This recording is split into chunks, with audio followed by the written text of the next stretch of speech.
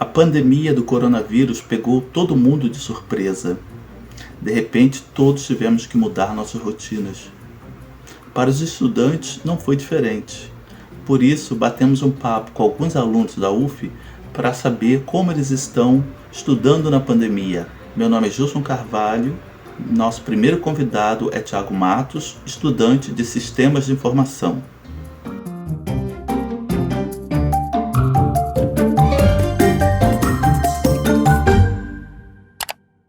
Então, Thiago, eu queria que você me dissesse inicialmente como é que foi lá em março de 2020, quando você ouviu falar do corona lá na China pela primeira vez, como foi a sua reação? Como você achou que isso ia impactar a sua vida? Como eu trabalho já na área de saúde, né, e estava fazendo uma segunda graduação, eu tinha real dimensão de que isso interferiu na nossa vida durante muito tempo, né? Eu sou farmacêutico de formação, né? Então já fiz mestrado na área de saúde pública na Fiocruz, já fiz MBA em avaliação de tecnologia em saúde no Hospital Alemão Oswaldo Cruz, e desde 2011 eu sou especialista em gestão de saúde da Secretaria de Estado. Eu vivo muito essa questão do SUS, da forma de prestação de serviços, principalmente relacionado à assistência farmacêutica, né? Eu cheguei a trabalhar na época da gripe aviária, né, do H1N1, mas eu não imaginei que a dimensão seria tão grande quanto ela chegou às nossas vidas, né? Porque uma coisa é você ter uma doença que você tinha um tratamento, no caso das outras doenças, e você conseguia resolver rápido, apesar da mortalidade alta. Nesse caso, a gente sabia que existia uma insegurança muito grande, uma incerteza muito grande, e essa incerteza geralmente ela se reflete em como isso vai impactar nas nossas vidas, né? Então, assim, já se discutia internamente no meu trabalho sobre a questão de paralisação, isolamento social. Em março a gente já tinha a Itália vivendo todo aquele drama, e eu acho que era inexorável, assim, inevitável que chegasse ao Brasil, e dentro das condições que a gente tinha, eu imaginei que isso fosse acontecer. Você tem toda essa carreira longa, de muitos êxitos, né? Muito aprendizado, já de muito acúmulo de experiências interessantes. Por que você resolveu voltar para a graduação e fazer um curso totalmente diferente da sua área de origem? Quando eu fiz a faculdade a primeira vez, eu acho que nós somos imatores, eu não me arrependo nada da escolha que eu fiz, mas eu sou apaixonado pela área de farmácia, eu acho uma área maravilhosa, só que aí vieram dois movimentos. Eu fiz uma cirurgia, quase que eu morri em 2014, eu tive um tumor no cérebro, então eu tive que tirar, e aí isso me deu um boom, assim, falou, pô, eu quero experimentar coisas novas e tal, e eu já era professor da própria UF como voluntário do curso pré-vestibular social, ali na Física Velha. E eu, quando fiz vestibular, eu era muito novinho, eu fiz aquele vestibular mesmo, né? Não era Enem. E aí, com esse movimento de aula, que eu dou aula lá também desde 2011, no cursinho, depois que eu operei, eu falei, pô, vou começar a fazer o Enem para ver como é que é. Porque eu já tenho uma carreira que já vai fazer 20 anos. Então, assim, então eu já imaginava assim, pô, eu acho que eu posso trabalhar numa outra área diferente. E, ao mesmo tempo, eu sou concursado dentro da secretaria, num curso de autogestão, mas a gente vive uma crise muito grave na área do funcionalismo público como um todo, né? O meu trabalho como farmacêutico, como gestor, sempre envolveu o sistema de informação. Então, eu programo desde a da época que eu saí da faculdade. Então, eu sempre tive essa vontade. Quando eu tentei mestrado uma vez, eu queria trabalhar com a área de sistema de informação. Então, assim, sabe quando aquela paixão que vem e fica latente e você fala, pô, agora é o momento? E aí eu dei essa cartada, né?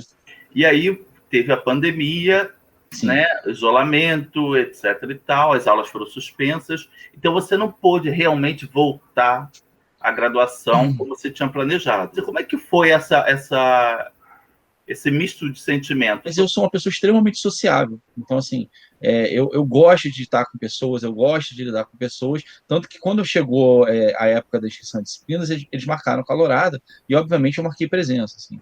Teve trote, eu vou. Eu não tenho o menor problema. Eu sou aquela pessoa que vai, aceita trote, eu vou, me pinta, me bota para pedir dinheiro, eu faço tudo. Eu topo qualquer coisa. E quando eu fui na calorada, né, eles chegaram a pintar a gente foi para a Cantareira beber, teve uma socialização, mas naquele dia, assim, a gente estava bebendo e eu já estava recebendo pelo WhatsApp o decreto do lockdown. Eu lembro que foi dia 13 de março a calorada e o lockdown começou no dia 14. Então, as medidas de afastamento, elas vieram nesse momento. E aí, como eu trabalhava na área de saúde, assim, foi uma decepção, muito grande, assim, porque eu queria, né, ter aquele sentido de entrar na UF de uma outra visão, porque é um lugar assim maravilhoso. Minha mãe, inclusive, ela estudou na UF também, ela já é falecida, mas ela fez comunicação, ela era jornalista. Então, assim, eu tenho uma paixão assim, muito grande pela UF. Minha carga de trabalho subiu assim, exponencialmente, porque eu trabalho na área de logística, então a gente recebeu muitos medicamentos, muitos insumos, toda essa crise que teve aí de denúncias eram coisas que a gente tinha recebido, então assim, eu tive um chefe que foi preso, olha só, muito louco, né? E assim, eu vivia esse lado da pandemia e ao mesmo tempo vivia a frustração de não conseguir ter as aulas, né? Então, mas era como um sentimento assim, eu falei, não, uma hora vai voltar, eu sou uma pessoa otimista também, mas também sou realista, mas eu falei assim, não, uma hora vai voltar.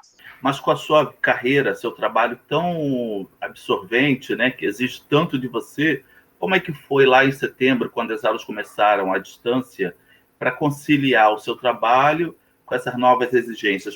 Eu tive Covid em maio, então, assim, como eu estava trabalhando muito, então eu não fiquei em casa. Fiquei muito mal, mas, assim, não a ponto de ser internado, mas fui no hospital. Fiquei, assim, a 1% de saturação de oxigênio para ser internado. Tive alguns efeitos a médio prazo, tive queda de cabelo, eu tenho cabelo grande e tal, enfim. Mas quando eu comecei a faculdade, todo esse turbilhão da Covid já tinha passado. Eu já estava bem organizado.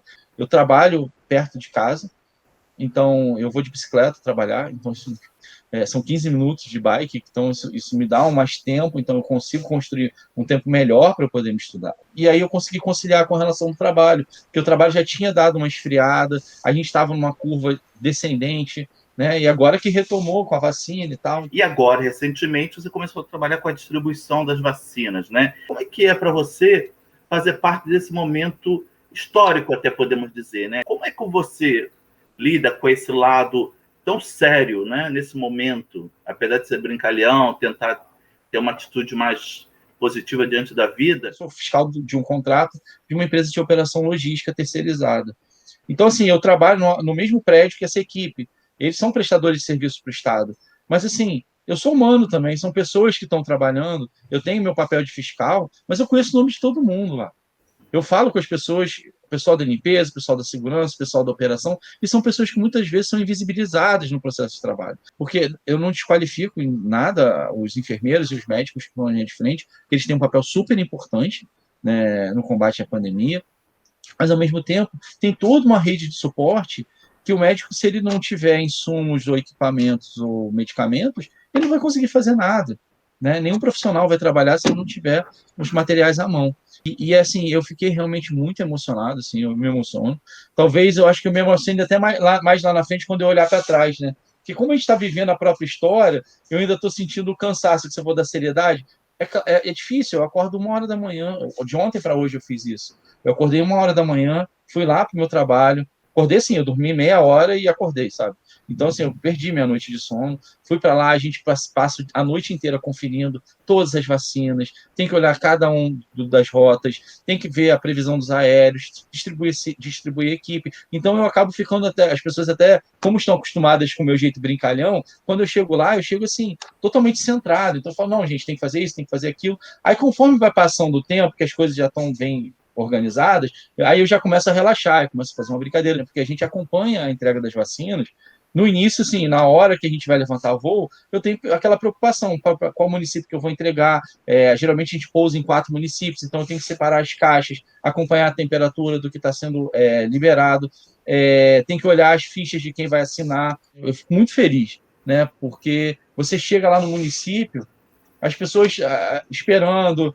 Não é só a política, tem gente assim, super humilde, que tem crianças, fala, nossa, não sei o quê. Então você meio que sente um heroísmo simbólico, né? Assim, de trazer uma esperança para as pessoas. Então, isso realmente é muito gratificante. Né? Eu consigo entender meu papel dentro dessa história, e eu acho que, na verdade, para mim, se eu pudesse falar assim, para mim seria como se fosse o auge da minha carreira que eu estou chegando. Assim, cara, eu estou fazendo aquilo que eu me propus para fazer profissionalmente, eu estou conseguindo entregar. Deve ser um sentimento misto que você tem, né? De você trabalha muito e tem toda essa vontade e todo esse bom humor que você tenta imprimir no seu dia a dia, e deve ter muitas pessoas angustiadas te pedindo coisas, te perguntando coisas. Deve ter gente até que te pede vacina, né?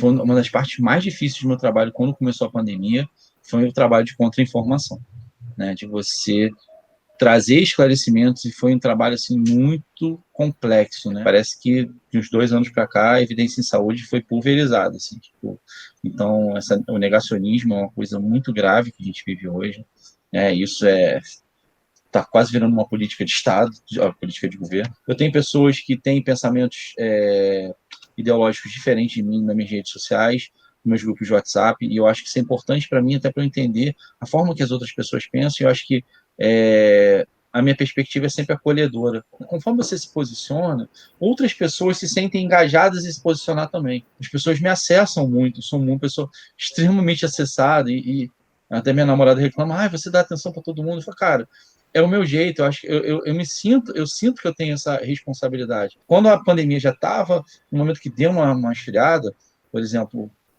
no final do ano, eu me permiti, eu falei, não, cara, eu estou muito cansado, eu no ano novo, eu viajei para um lugar, eu fui para Paraty com a minha namorada, a gente passou lá o ano novo, tipo assim, num lugar isolado, não fiz nenhuma interação social, claro que você acaba seguindo as regras que o local tem, né? E aí eu falei, não, vamos pelo menos distrair um pouco a cabeça, mas eu sei que tem pessoas que estão há 8 meses dentro de casa. Levando em consideração que você é um calouro que já tem outra faculdade e uma carreira enorme, e tem toda essa experiência de acolher as pessoas, como você acabou de dizer, que tipo de dica ou de conselho você daria para um estudante universitário que está nessa dilema, assim, né? Quer dizer, ele quer estudar, mas não está do jeito que ele gostaria, ele tem que produzir de alguma forma, né? Eu sei que até o nível de exigência dos professores, né, é diferente. Eu acho que não existem soluções simples para problemas complexos, mas eu acho que assim, e também eu acho que tem uma prescrição. Mas, por outro lado, eu acho que tem coisas que você pode fazer no seu dia a dia para poder melhorar o seu sentimento. Primeiro, respeitar o seu tempo. Eu acho que buscar coisas boas além da, por exemplo, não, porque o noticiário realmente é pesado. Eu acho que é buscar também coisas que te façam bem, aceitar que não é o que a gente quer, né? Mas é o que é possível, sabe? Entender que esse momento vai acabar, acho que isso vai passar.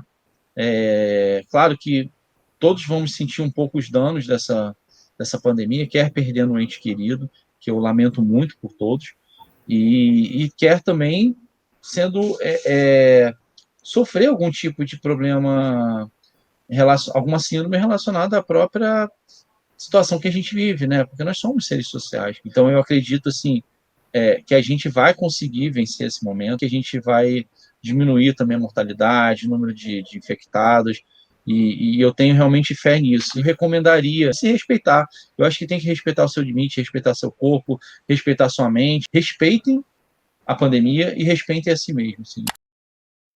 A conversa com o Thiago foi muito interessante, não foi? Espero que tenham gostado. Até a próxima.